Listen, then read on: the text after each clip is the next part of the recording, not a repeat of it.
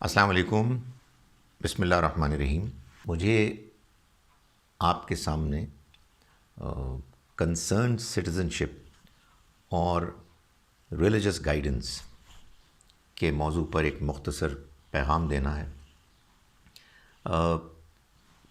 اللہ کا دین جو قرآن مجید میں بیان ہوا ہے وہ ہم مسلمانوں سے اس بات کا تقاضا کرتا ہے کہ ہم اپنے معاشرے کے بارے میں کنسرن رہیں۔ ہماری دینداری، ہمارے تقوی کا یہ ایک تقاضا ہے کہ ہم اپنے گرد و پیش کے ماحول کے بارے میں کنسرن رہیں، ہم سینسٹیو ہوں اس بارے میں کہ لوگوں کو کوئی تکلیف نہ ہو، انہیں کوئی پریشانی نہ ہو، وہ اچھی زندگی گزاریں، ان کی کوالٹی آف لائف اچھی ہو، اور یہ زندگی جو اللہ نے ہر انسان کو ایک عنایت، رحمت اور مہربانی کی صورت میں دی ہے، اس کا وہ بہترین استعمال کریں، جس کے نتیجے میں ان کو اپنے رب کی مہربانیوں کا احساس ہو اور وہ اس کے شکر گزار بن سکیں۔ چنانچہ اس چیز کو انسان کے ایمان کا تقاضا قرار دیا گیا کہ وہ اپنے گرد و پیش کے ماحول کے بارے میں حساس رہیں۔ چنانچہ نبی اکرم صلی اللہ علیہ وسلم نے فرمایا کہ اللہ کی قسم، وہ شخص مومن نہیں ہو سکتا جس کے شر سے، جس کے ایذا رسانی سے اس کے ہمسائے محفوظ نہ ہوں۔ قرآن مجید میں اللہ نے ہم مسلمانوں کو یہ بتایا ہے کہ ہمارا رشتہ تمام انسانوں سے، دنیا بھر کے انسانوں سے دو بنیادوں کی وجہ سے نہایت گہرا ہے۔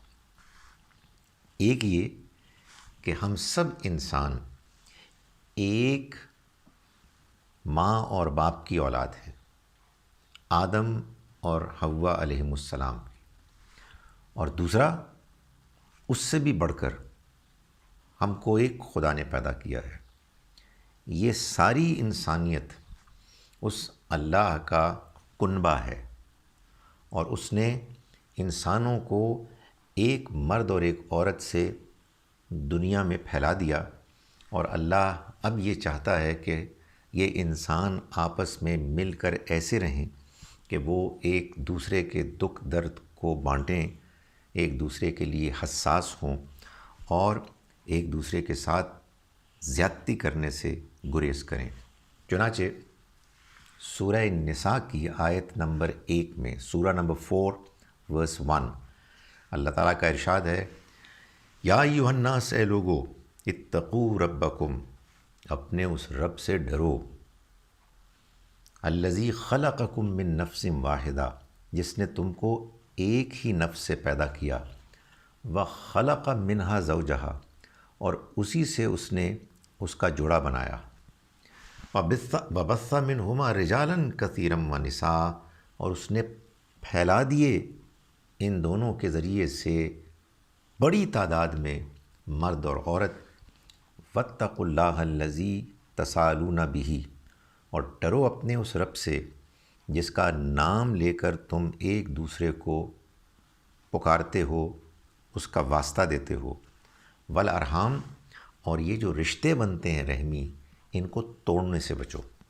یہ ایک دوسرے کے رشتہ داریاں، یہ تعلقات، یہ اصل میں اللہ کے بنائے ہوئے تعلقات ہیں، ان کو توڑنے سے اپنے آپ کو روکو، اس لیے کہ یہ اللہ کے بنائے ہوئے رشتے ہیں۔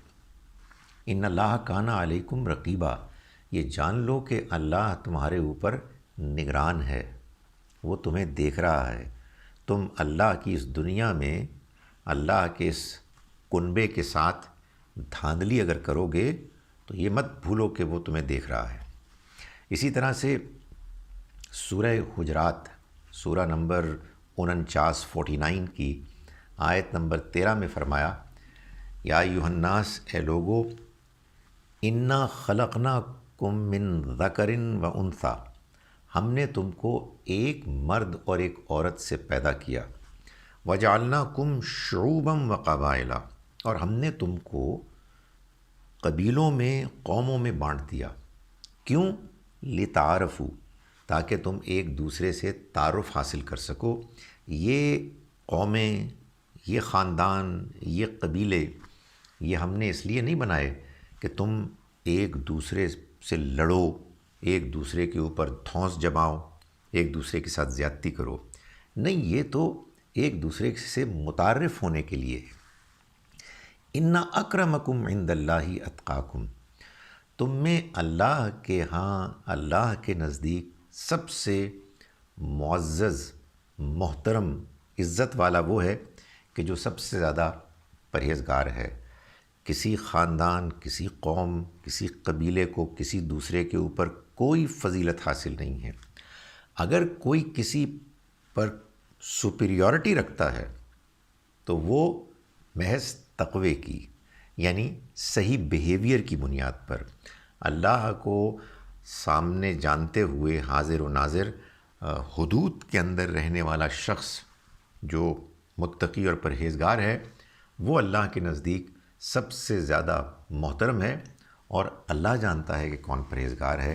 اس لیے اس دنیا میں رہتے ہوئے اللہ کے بندوں کے ساتھ حسن سلوک کرو، ان کے بارے میں حساس ہو، تو اللہ تمہارے اس رویے پر راضی ہوگا اور تمہیں دنیا میں بھی اور آخرت میں بھی کامیابی عطا فرمائے گا۔ اللہ تعالی ہم سب کو اچھا انسان اور اچھا مسلمان بننے کی توفیق عطا فرمائے۔